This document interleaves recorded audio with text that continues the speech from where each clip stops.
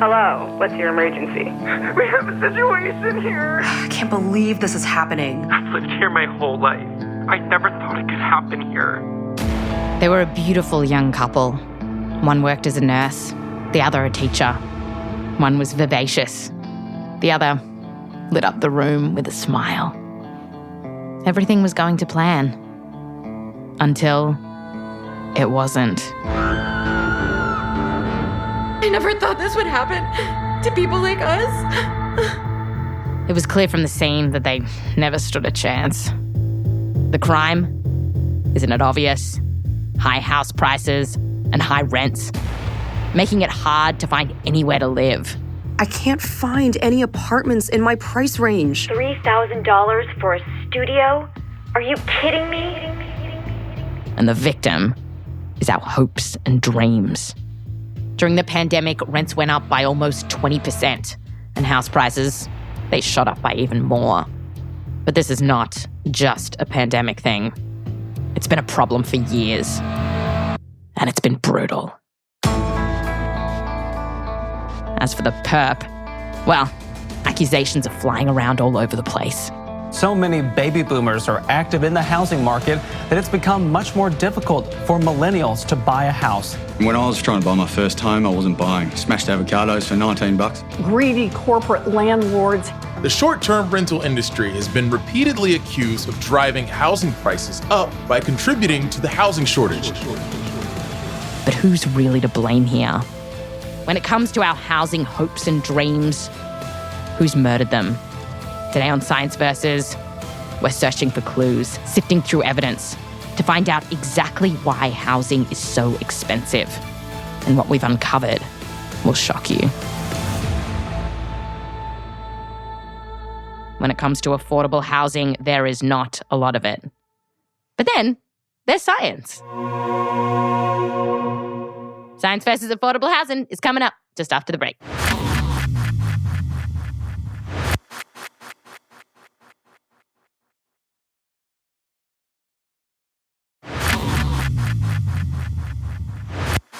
Welcome back. Today, we are getting to the bottom of why housing is so damn expensive.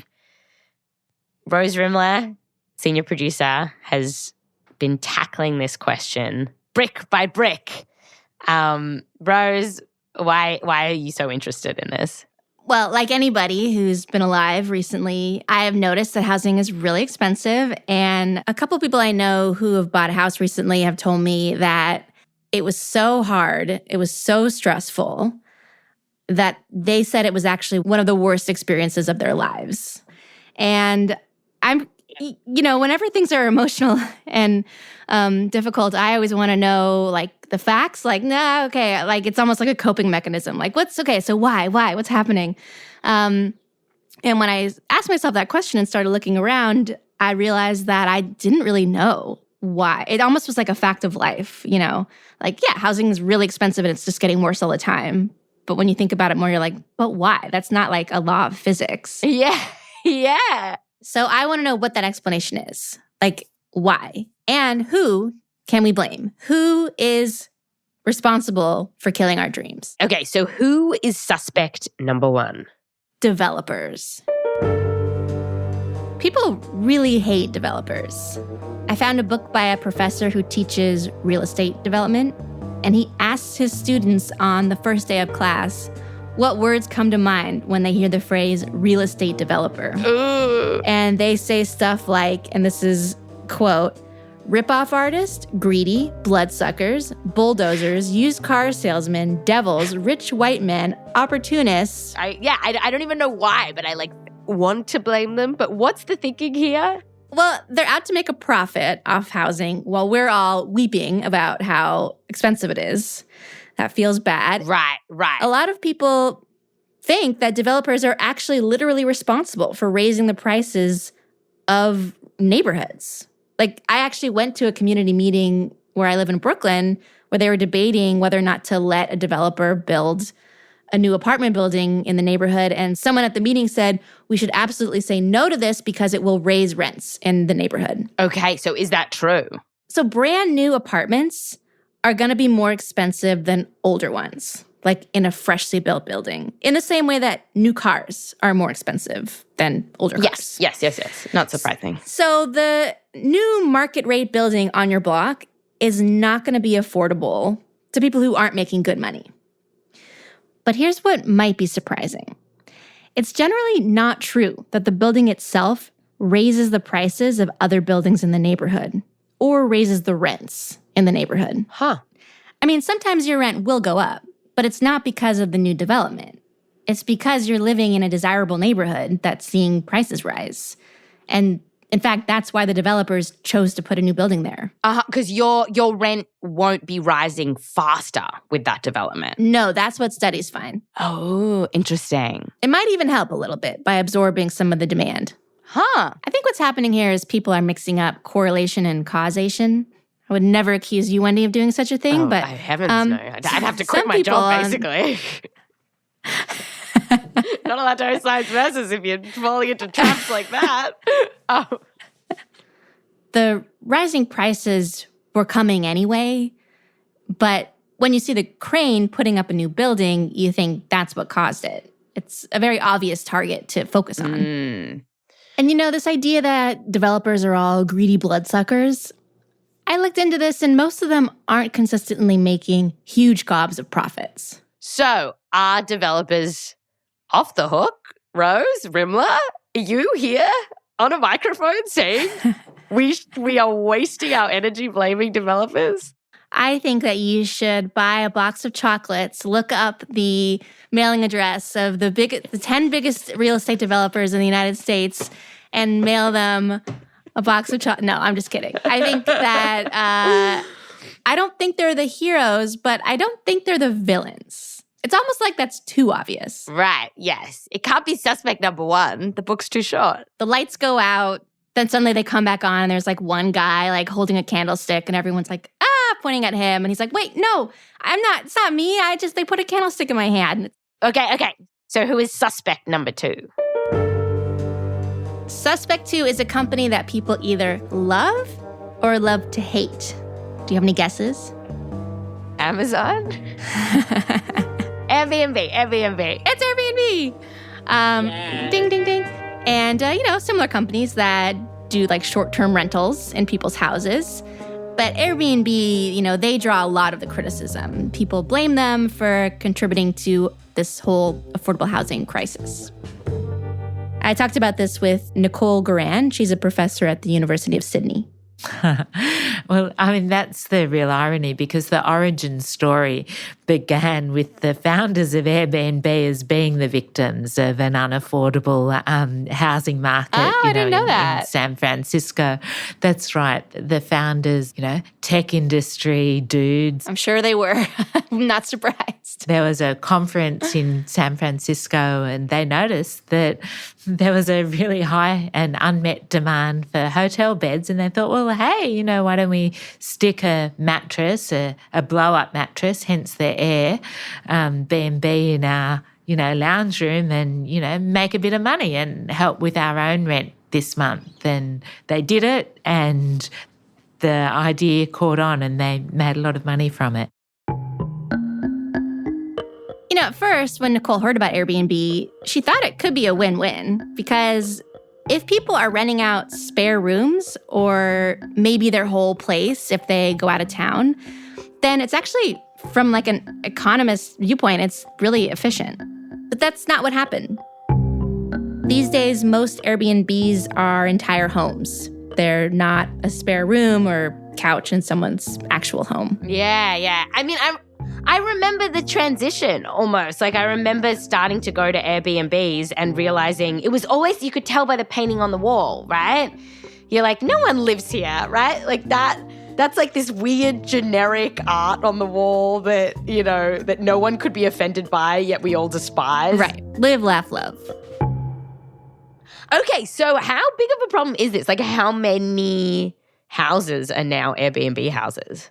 That is a question that Nicole wanted to ask. Specifically, she wanted to ask it about Sydney. So she scraped from Airbnb all of the units that were being advertised year-round. Mm-hmm. So not just like a week or two here and there, but they're always Airbnbs. So she considered those like otherwise would have been potentially on the market as long-term rentals. Yes. And she compared that with the number of rentals available for people who live in Sydney. So it was like the rentals available for tourists through Airbnb versus the rentals available for people who actually live in Sydney.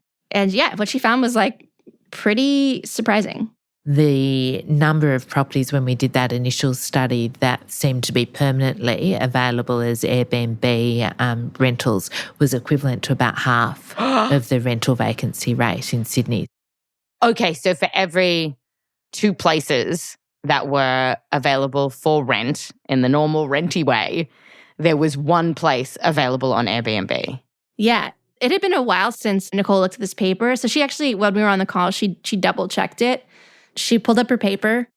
Oh, well, I was right. It's exactly right. So you can run with that. God, that's horrific. It's like you're surprised all over again. I am. It's huge. And, Sydney is on the high end, but this kind of thing is happening all over. There was recently a paper that looked at Airbnbs in cities all over the United States, and they found that the median for how many rentals were turned into Airbnbs was about 12%. 12%. So like 1 in 8, 1 in 9 houses were just sitting around waiting for Airbnb. That still feels like a bite out of the rental market that would matter, right? It does, and it has a consequence. Like that same U.S. study that I just talked about, they estimated that after controlling for other factors, Airbnbs were responsible for 20% of the increase in rent during the time period that they looked at. So in other words, they found that if your rent went up $100, $20 of that was because of Airbnb. Wow. Okay, so Airbnb is a culprit here. They've stuck a knife in our dreams. They've got blood on their hands, for sure. They've got a knife in. By the way, we did reach out to Airbnb to ask about all this, and they didn't want to comment. But, to be fair to Airbnb, they are not the main murderer. So big picture, I asked Nicole, how much do these vacation rentals matter? If Airbnb never existed, would housing be affordable in Sydney? No, we had housing affordability problems before Airbnb. Because if, my dear Watson, I think you're Watson. I'm Watson in this. Okay, no, that's cool. Okay, if Sherlock, Airbnb in that study was responsible for 20% of the increase in rent, that does leave this big chunk, 80% still on the table. Suspect number 3. This next suspect is looking very guilty. There is blood spatter everywhere, DNA just like dripping off their hands. And, we're kind of getting to the point in the episode where, like, we need a real suspect. And I've got one for you, and I'm going to tell you all about it after the break. Ooh.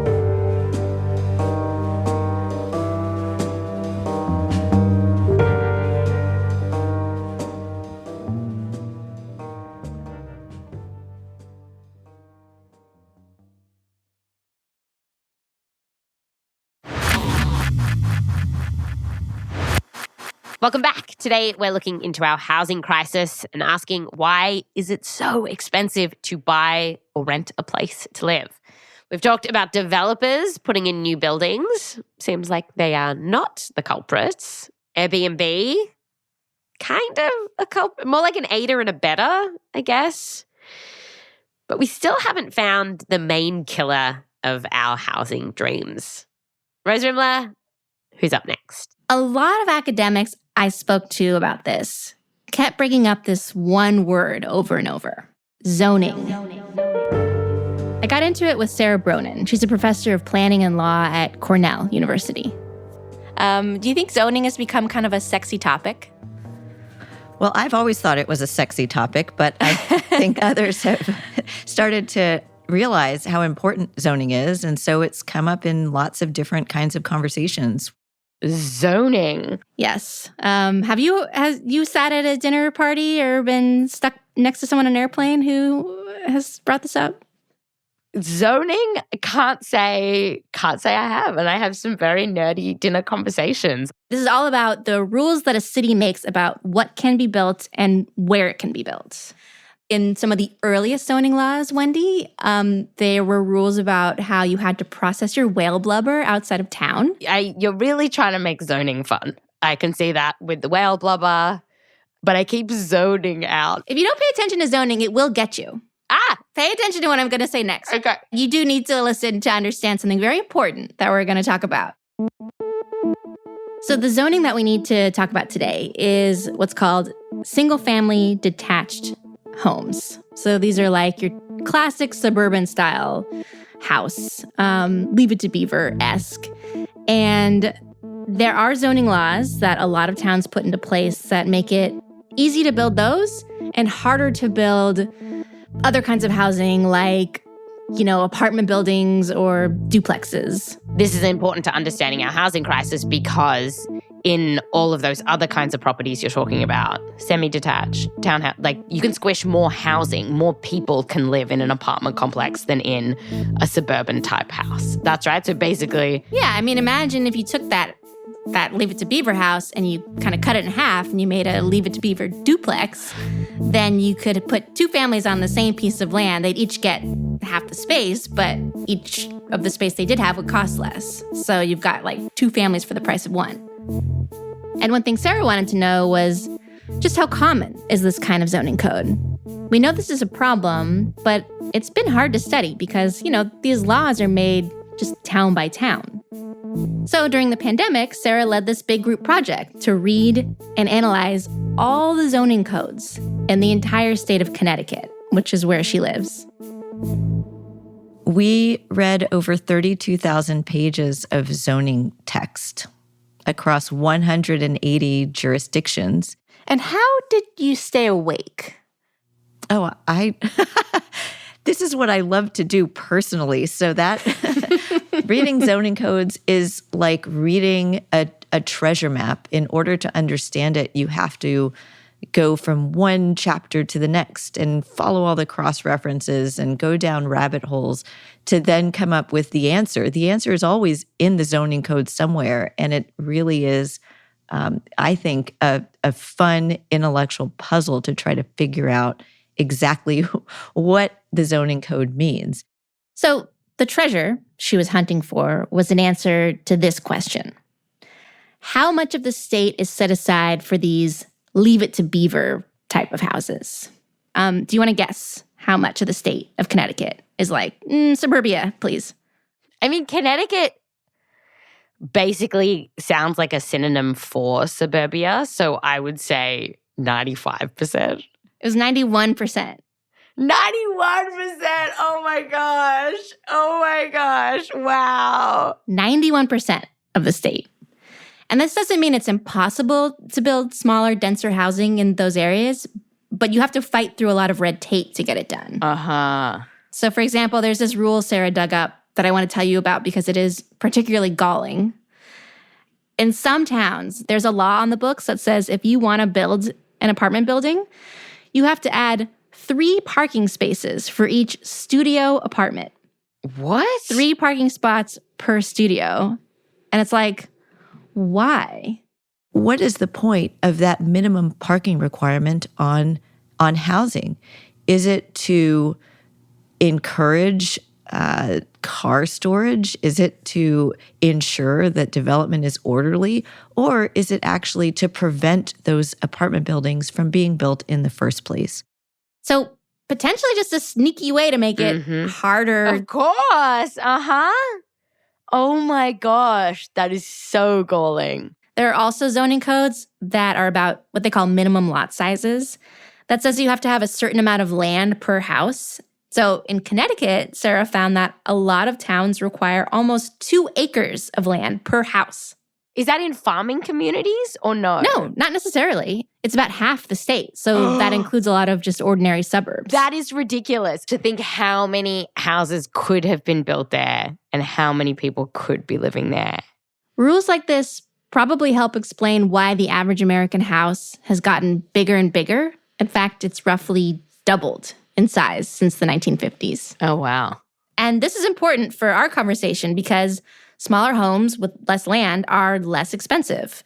So they're easier for first-time buyers to purchase, people that make less money to purchase.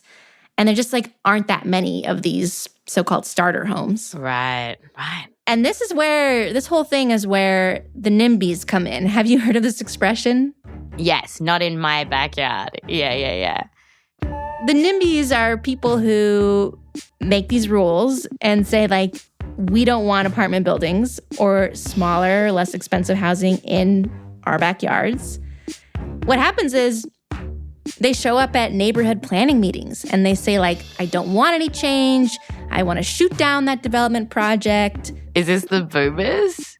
Is this that time in the Housing Crisis podcast where we talk about the boomers? Yeah, I mean, there is a study from Massachusetts that looked at who showed up to vote no on these development ideas. Mm-hmm. And yeah, they tended to be older people. Mm-hmm. And they had lots of different reasons they gave for opposing new development. They said they were worried about the environmental impact of the project or the traffic the new buildings would bring in. So they might think that they have good reasons, but if every community says not here, then where? Then it's never going to be built anywhere. It's the perfect example of, we need more housing that's affordable for my kids, but not in my backyard. And we know that at a deeper level, this is also about keeping people out of the neighborhood that some people don't want to move in. People of color, poor people. People have said, literally they have said, we want to keep the zoning this way because we don't want people of color to move into the neighborhood, or poor people. We want to keep these people out. Right, the coded message. You talk about building coding, but the coded message of we don't want things to change is we want to keep it white. Yeah, and you can see that in the data. We have research that looked at areas that are zoned in this way versus areas that are a little bit looser with their zoning, and we find that this kind of neighborhood tends to be whiter. So I'm guessing this is, even though that study you told us about, was it based in Connecticut? This is not a Connecticut thing. No, it's not even necessarily a suburban thing. This is true in major American cities. Los Angeles is 74% single-family zoned. Seattle is 80% single-family zoned. Wow. It's like in the movie of our housing crisis, this is where the montage happens and you have all of these zoning academics going into the archive, pulling out the zoning laws. And we just see people from across the country being 74%, 90%, going to their treasure. Wow. That's exactly what's happening because Sarah's leading this whole project to make a national zoning atlas. But that's exactly what it is. It's real hot. Isn't that sexy, Wendy? Doesn't that make zoning incredibly sexy? Zoning is sexy. So I'm ready to buy the T-shirt now. I'm ready. Ask me about exclusionary zoning at my next dinner party. So the bottom line for us today about zoning is that research shows that places with more red tape from zoning are more expensive. So this zoning is the killer? A lot of people would say yes. In fact, I talked to Sarah about this whole murder mystery that we're playing. Well, it's funny. I just played Clue last night with my family. It was Miss Scarlet with the dagger in the conservatory. Perfect. And I heard from lots of academics that essentially zoning is Miss Scarlet. But I don't think we can end there because, this is the part of your murder mystery where we've got the classic third act surprise. There's a twist. They were loading up this suspect into the paddy wagon, taking him downtown. Yes. Something just didn't sit right in my gut. You know how detectives, hard-boiled detectives like me can just get a hunch? Oh, yeah. And it's something doesn't smell right. What bus? What? Who are we going to blame next? Well, the thing is that some cities have experimented with rolling back these zoning laws and allowing for denser housing. And we don't necessarily see house prices drop when that happens. Oh. One study looked at zoning changes across the U.S. and found that, on average, they haven't resulted in any affordable housing. What? But why not? I mean, it just seems like Do you rezone? You get more duplexes, more apartments. Those are more affordable. Bada bing, right? bada boom. Bada bing, bada boom. Why didn't this bada boom? You're leaving me on butter. Well, one reason for that is that, the moment the zoning laws change, it's not like developers come running like, oh my God, let me get my tool belt on. They're going to build if it's a profitable time for them to build. But even in places where we see building, we don't necessarily see housing getting affordable. So what's going on? So that's a great question. And I've been trying to figure it out. And I've talked to, at this point, dozens of academics from different fields. I've read a lot of papers. And this is how I would put it. In Econ 101, they talk about supply and demand. We've been talking mostly about the supply side of the equation. Mm-hmm. Building more houses. Yeah, like the supply of housing. But we also have to think about the demand for housing. And demand for housing has gone up. So as Columbo would say, there's just one more thing. One more thing I have to tell you. So hold tight. Back in the 80s, there was a bunch of changes to the banking industry. And rules changed about how financial institutions could lend money, like for mortgages. And after that, banks could lend a lot more money to a lot more people. And so a lot more people had access to credit after that happened. And they could take out mortgages. And they could take out bigger mortgages. So now people who maybe couldn't have gotten a loan before or couldn't have gotten a loan that size now can, but so can the person across the street. And now we're all bidding each other up and up and up and making the prices go up. Of course, right? Because if you and me, if we couldn't get access to $1 million loan, let's say, we could not buy $1 million house. And so credit has just screwed around with the demand. It means so many more people can even put in the bid for these ridiculous priced houses. And, this also is why there are bubbles when interest rates change. It's all about how much money people can borrow. And, if prices go up, that makes housing more valuable, and that attracts investors. So then you got all these investors who don't necessarily want to live in it, but who just want to park their money there. It is not just like big corporate investors. It's everyone who has a retirement fund, because retirement funds typically have a chunk invested in real estate stocks. It's a very common stock to own. I'm sure my retirement fund puts stock in real estate. I'm sure yours does. So we're all part of it. All right, Rose. What should we be doing now? Well, I think what we're learning is that it's not just a matter of building a bunch of new apartments or houses or restricting Airbnbs, although, all that stuff could help a little. It's really about changing this whole financial system. At that point, Wendy, we are out of the realm of science and citations and data that I could bring to you, and we're in a whole new podcast, maybe called Politics Versus. Boy. That's above my pay grade. And you know what, Wendy? Sherlock Holmes doesn't revive the body at the end of the mystery. He just solves it. And today we solved the mystery we set out to solve. That is true, my dear Watson. No, you're Watson. What does Watson say? What do I? He doesn't say anything. He doesn't say anything. All right, well then. That's right. Thank you, Rose. That's science versus.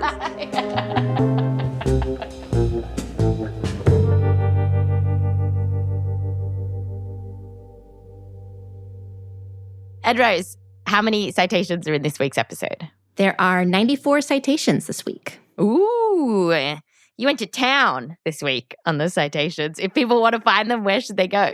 They can follow the link to the transcript that they'll see in our show notes, and the transcript with citations is going to be right there. Excellent. Wendy, I hear you're doing TikTok now. I am.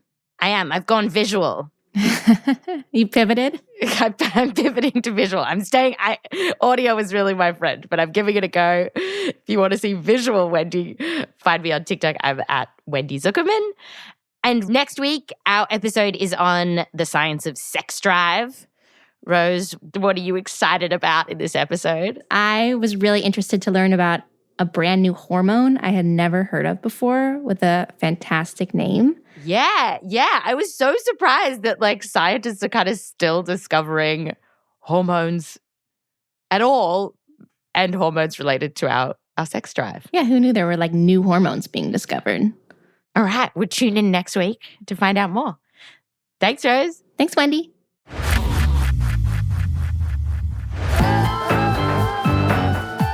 This episode was produced by Rose Rimler, along with me, Wendy Zukerman, with help from Joel Werner, Ari Natowicz, Meryl Horn, and Michel Dang. We're edited by Blythe Terrell. Fact-checking by Eva Dasher. Mix and sound design by Bobby Lord. Music written by Bumi Hidaka, Emma Munger, and Bobby Lord. Thanks to everyone that we reached out to for this episode, including Dr. Yonah Freemark, Professor Stephen Sheppard, Professor Sonia Hirt, Professor Solly Angel, Dr. Sherry Bokhari, Dr. Salim Furth, Dr. Norbert Michel, Dr. Max Holleran, Professor Manuel Aalbers, Professor Kirk McClure, Dr. Kate Pennington, Professor Joseph Gyourko, Professor Jessica Trounstine, Jenna Davis, Dr. Jake Wegman, Professor Hui Lee, Dr. Edward Kung, Dr. David Washsmith, Dr. Brian Doucette, Dr. Aradja Sood, Dr. Stan Oglobja, and Dr. Andrew Whitmore. Special thanks to Meg Driscoll, Flora Lichtman, and a huge thanks to all of our voice actors, Aliza Rood, Annie Minoff, Chantel Young, Valentina Powers, Elena Acker, Christian Zun, and Moo. Science Versus is a Spotify Studios original. Listen for free on Spotify or wherever you get your pods. Follow us and tap the bell on Spotify to get notifications when new episodes pop up. I'm Wendy Zukerman. Back to next time.